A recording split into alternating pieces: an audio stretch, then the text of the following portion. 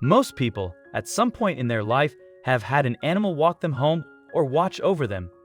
You know, where you're walking to a friend's house and then you get there a puppy or kitten who was just following you, randomly starts following you to your house too.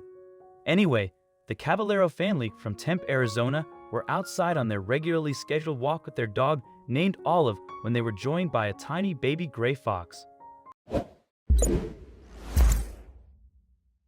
Recently, a fox cub got separated from its mother and started following the family's dog around. The fox cub was about 20 centimeters in length, for reference, so you could compare its size by holding it in your hands, and it had a coat of various shades of gray. They later found out that she was just 6 weeks old at that point. The tiny fox followed them home, where the sprinklers were on at that moment, so she ran to have a drink, which is when Rosalind noticed how thirsty she was, as she couldn't stop drinking. She just kept gulping and gulping. Pairing that with the fact that the fox was far away from home and her mother alone, something that's not typical of foxes as they are pack animals, the family decided it would be best to get in touch with Southwest Wildlife Conservation Center for help. Ward Panda got in touch with the Conservation Center as well for more information. The three found a box and captured the baby fox so that she wouldn't wander off into danger.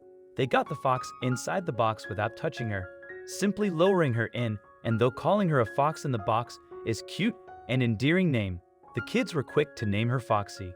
The fox was soon brought to the Southwest Wildlife Conservation Center.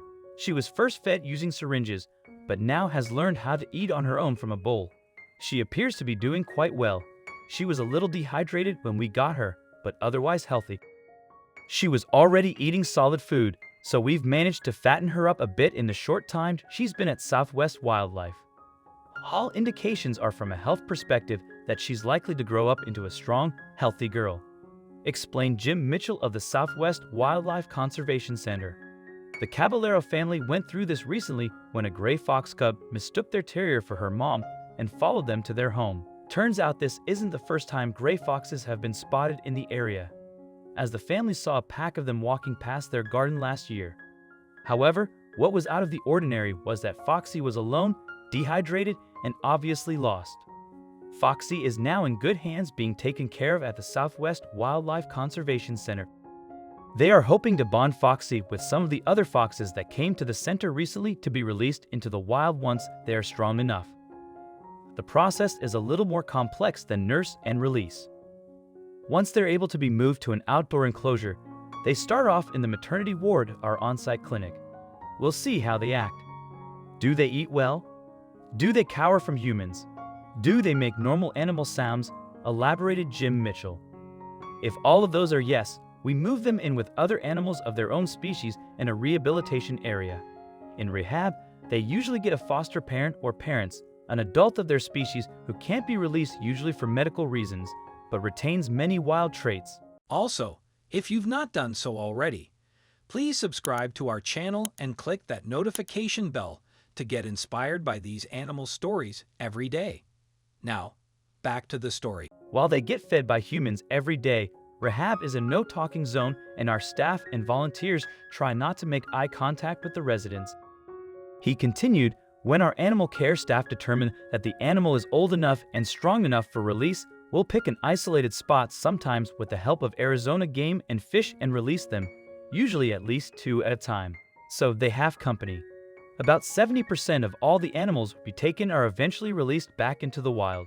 Those who can't be released are either injured, blind, missing a limb, or other issues that would make them unfit to survive in the wild or habituated.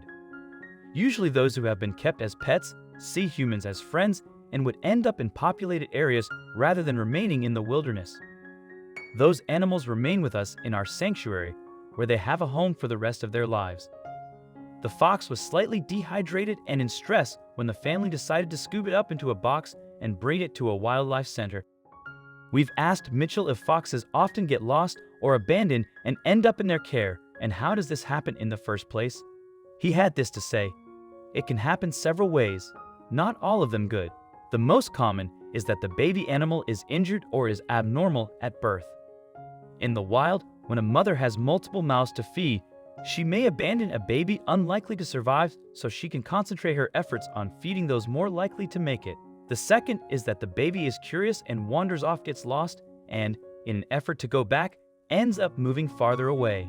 That makes it difficult or impossible for the mother to find him or her. He continued, and finally humans sometimes interject themselves. It's natural for a human to see a baby animal, a bobcat, fox, raccoon, or coyote, and think it is abandoned. They want to save it. In fact, the baby might just be waiting for its mom to return from hunting for dinner. She can be gone as much as 12 hours at a time. They either take it home where mom can't follow or hover around it, which scares mom away. In the end, the baby might have been just found remaining where it was if the human had not stepped in to save it. We generally get more than 100 baby animals each spring.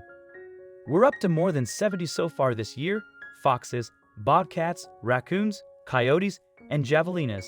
The center also organized a virtual baby shower featuring Foxy.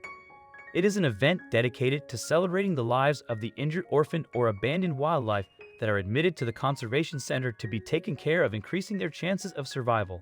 The event doubles as a charity live stream where people can donate money or items found on their wish list. In fact, Mitchell elaborated that Southwest Wildlife Conservation Center gets no government funding, meaning that it relies on just donations, sanctuary tours and events, and some grants to keep their operation running. And of course, nearly 100 faithful volunteers. So please consider donating here. That fox cub is now safe in the care of the Southwest Wildlife Rehabilitation Center and will stay there until she's ready to be released back into the wild. Mitchell says that once she enters rehab, it'll be hard to tell her apart from other gray foxes. Pets might not be able to follow you home anymore. What are your thoughts on this? We are curious to hear about your opinion on this. Have any animals followed you home? Let us know in the comments section below.